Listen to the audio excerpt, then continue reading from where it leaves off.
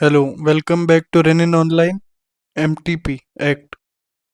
MTP Medical Termination of Pregnancy Act 1971 came into force from April 1972 is made to encourage safe abortion. MTP मतलब medical termination pregnancy का जो act है वो 1971 में बनाया गया था और अप्रैल 1972 से लागू हुआ था सेफ एबॉर्शन को बढ़ावा देने के लिए।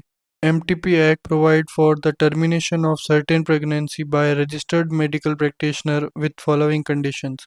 Following conditions हम देखेंगे जिनके under termination of certain pregnancy by registered medical practitioner allow करता है MTP act.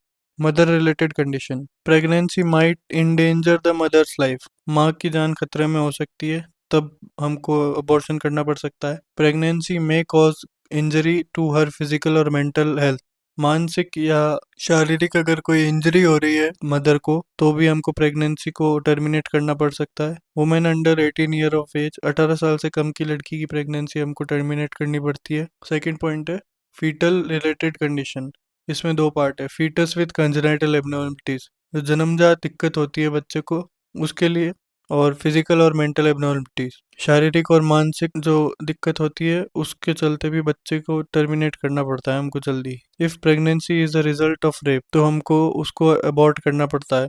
Poor social economic condition of mother, mother की इकोनॉमिक कंडीशन या सोशल कंडीशन सही नहीं है तो भी हमको अबॉर्ट करना पड़ता है। अगर कोई कॉन्ट्रासेप्टिव डिवाइस फेल हो जाता है तो भी हमको प्रेगनेंसी टर्मिनेट करनी पड़ती है। अनवांटेड प्रेगनेंसी, अगर प्रेगनेंसी अनवांटेड है तो भी हम टर्मिनेट कर सकते हैं। Person who can perform MTP, registered medical practitioner, nursing experience in OBG to perform abortion where the length of the pregnancy should be between 12 to 20 weeks। इसका मतलब है जो रजिस्टर्ड मेडिकल प्रैक्टिशनर है वो नर्सिंग एक्सपीरियंस उसको होना चाहिए OBG में अबॉर्शन परफॉर्म करने के लिए, और जिसकी मतलब लेंथ ऑफ प्रेगनेंसी होनी चाहिए 12 से 20 वीक के बीच में।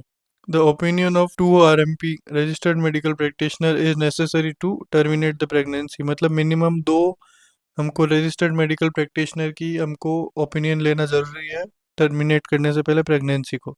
Place where MTP can be performed, कहाँ कहाँ पे MTP परफॉर्म की जा सकती है। गवर्नमेंट हॉस्पिटल्स, यहाँ पे तो हो सकती है गवर्नमेंट हॉस्पिटल्स में, और places like private hospitals approved by the government or district level committee for purpose of this act। Note: no MTP is to be performed by any place without registration under MTP, मतलब MTP act के under अगर आपके पास registration नहीं है तो आप pregnancy terminate नहीं कर सकते, आपको गवर्नमेंट से या डिस्ट्रिक्ट लेवल कमेटी से अप्रूवल लेना ज़रूरी है। MTP act rule, implementing rule and regulation revised in October 1975 to make services more easily available।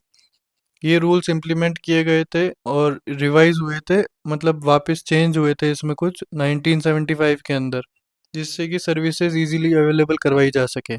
Only RMP having obstructive and gynecological experience is authorized to perform MTP। जिस registered medical practitioner को OBG के अंदर experience होगा वही authorise होगा MTP perform करने के लिए। For RMP in state council and having minimum experience of 3 years in practice of OBG के अंदर जो प्रैक्टिस होती है उसमें मिनिमम 3 साल का एक्सपीरियंस होना चाहिए RMP को स्टेट काउंसिल में जाने के लिए।